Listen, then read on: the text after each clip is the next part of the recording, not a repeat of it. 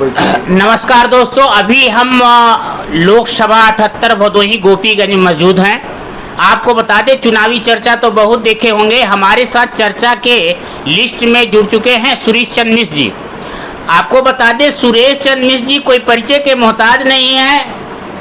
अभी हाल में ही 2022 में आपने विधानसभा चुनाव ज्ञानपुर से उसके प्रत्याशी रह चुके हैं। कई बार गांव में सामाजिक सेवा के साथ साथ आप जिला पंचायत सदस्य भी रहे हैं।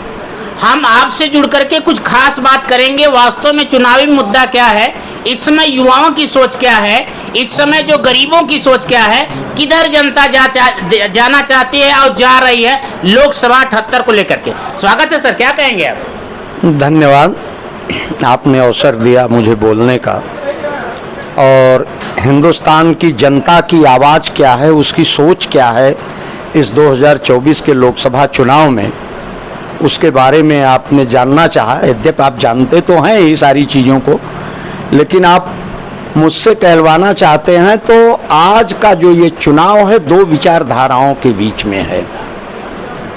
पहली बात तो ये विचारधारा है नाथूराम गोडसे की, जो हिंसक है, नफरत की विचारधारा है।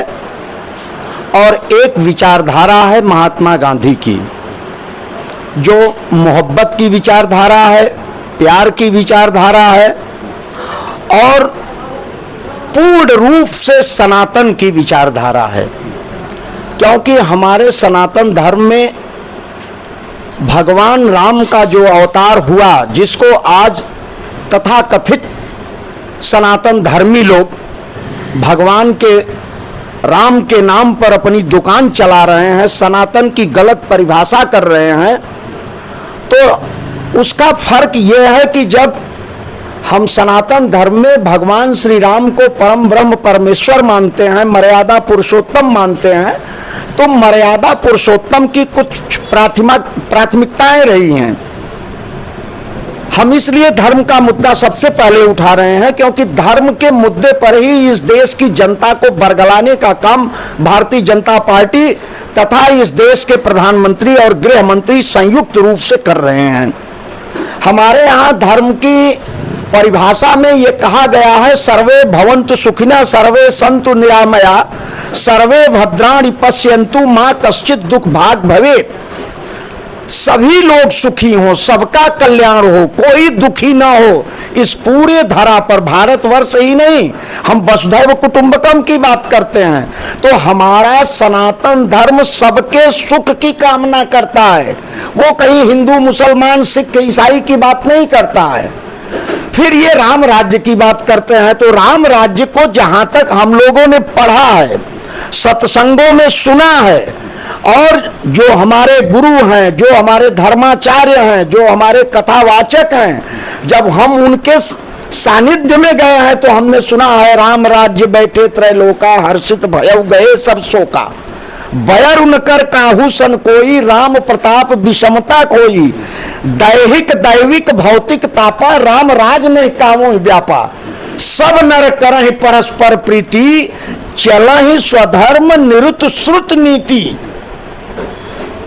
बैर उनकर काहू सन कोई, राम प्रताप विषमता कोई। ये राम राज्य की अवधारणा रही है, और उस राम राज्य की कल्पना करके लोग भारतीय जनता पार्टी को चुनते चले आए 10 साल से, कि वो राम राज्य हमको देखने को मिलेगा। और भगवान राम जब राजा बने तो उनका पहला उद्घोष था जनता के लिए। कितना बड़ा लोकतंत्र था कि उन्होंने कहा, जो अनीति कछु भाखौ भाई, सो मोहि बरजेउ भय विसराई। ये लोकतंत्र था राम राज्य में, कि जो अनीति नीति के विरुद्ध अगर मैं कुछ बोलता भी हूं, भाखौ का मतलब अगर कुछ बोलता हूं, तो उसको सारे भय का त्याग करके मुझको रोक दीजिएगा। ये भगवान राम ने पूरे प्रजा को छूट दिया था, पूरे सभा में, पूरे साम्राज्य के लोगों के बीच में जनता के लिए ये छूट दे रखी थी। क्या आज वही राम राज्य है?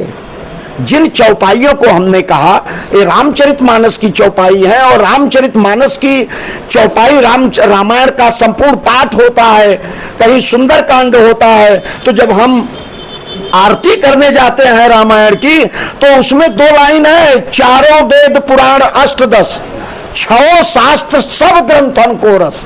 हमारे जो 4 वेद हैं, हमारे 18 पुराण हैं, 6 शास्त्र हैं, और हमारे जितने धार्मिक ग्रंथ हैं सबका निचोड़ है रामचरितमानस। और उसी रामचरितमानस के माध्यम से गोस्वामी जी ने राम राज्य की, धर्म की और भगवान राम के लोकतंत्र की जो है व्याख्या की है। क्या आज इसमें से कहीं कोई भी नजर आ रहा है? मैं समझता हूं अगर गहराई से आप देखेंगे तो इसमें से आपको कुछ भी नजर नहीं आएगा। तो ये बात, जो एक बात जरूर है कि ये जो भारतीय जनता पार्टी के लोग कहते हैं कि हमारा धर्म खतरे में है, हमारा सनातन धर्म खतरे में है, एकदम सही बोलते, ये सच बोलते हैं, और सब तो झूठ बोलते हैं। लेकिन यही एक बात सच बोलते हैं, लेकिन एक जगह वही झूठ बोलते हैं कि ये खतरा किससे है। तो अगर आज इन चौपाइयों का, इन हमारे महापुरुषों, हमारे साधु संत मनीषियों की बात समझेंगे तो आपको समझ में आएगा कि हमारे सनातन धर्म को, हमारे धर्म को सबसे बड़ा खतरा अगर किसी से है तो वो भारतीय जनता पार्टी से है, किसी दूसरे से नहीं है। वो तो कहते हैं कि 60 साल आपकी सरकार रही, तो 60 साल में आपने राम राज्य लाया कि नहीं लाया? आपने राम की मूर्ति तक स्थापना नहीं किया, अयोध्या का मामला आपने खत्म ही नहीं कर पाया, उलझाए रहे। फिर 370 आपने नहीं हटाया, उन्होंने 370 हटाया। इस पर क्या इसीलिए कहा जाता है कि ये अनपढ़ों की सरकार है। ये व्हाट्सएप यूनिवर्सिटी की गाथा ये गाते हैं, उनको मालूम नहीं है जिस 22 फरवरी की कल्पना करके आप चले गए, वहां आप चले गए भगवान राम के प्राण प्रतिष्ठा, अधूरे मंदिर का उद्घाटन करने, और जिस स्थान के लिए, जिस राम लला की मूर्ति के लिए आपने लाखों लोगों की कुर्बानियां दिलवाई बरगला करके, क्या उस राम लला की मूर्ति की प्राण प्रतिष्ठा की गई, उसकी स्थापना हुई? नंबर 1 चीज मैं पूछना चाहूंगा भारतीय जनता पार्टी के लोगों से, प्रधानमंत्री जी से, क्या उसी स्थल पर जहां आपने कहा रामलला हम आएंगे, मंदिर वहीं बनाएंगे, क्या उसी गर्भगृह पर मंदिर बना, वहां स्थापना हुई? अगर नहीं हुई, वहां से 1 किलोमीटर दूर जाकर के आपने राम मंदिर का निर्माण करवाया और दूसरी मूर्ति ला करके आपने वहां प्राण प्रतिष्ठा की बगैर मुहूर्त के, क्योंकि मुहूर्त का निर्धारण, ये विश्वगुरु की बात करते हैं कि हम भारत को विश्वगुरु बनाएंगे। तो पहले इनके गुरु की परिभाषा क्या है? हमारे यहां तो गुरु के लिए कहा गया है गुरु ब्रह्मा गुरु विष्णु गुरुदेव महेश्वर, गुरु साक्षात पर ब्रह्म तस्मै श्री गुरुवे नमः। गुरु को साक्षात परम ब्रह्म माना गया है, और उसी परंपरा के तहत हमारे आज गुरु शंकराचार्य जी ने 4 पीठों का सनातन धर्म में निर्धारण किया, जो हमारे 4 शंकराचार्य हैं, जिनको हमारा सनातन धर्म, हमारा हिंदू धर्म अपना गुरु मानता है। आपने कौन से गुरु का सम्मान किया? किस गुरु को माना?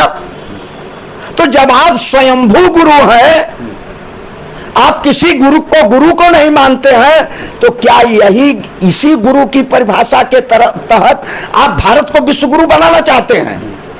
हमारे यहां तो आपने गुरु परंपरा का तिरस्कार कर दिया, गुरुओं को कोई महत्व नहीं दिया।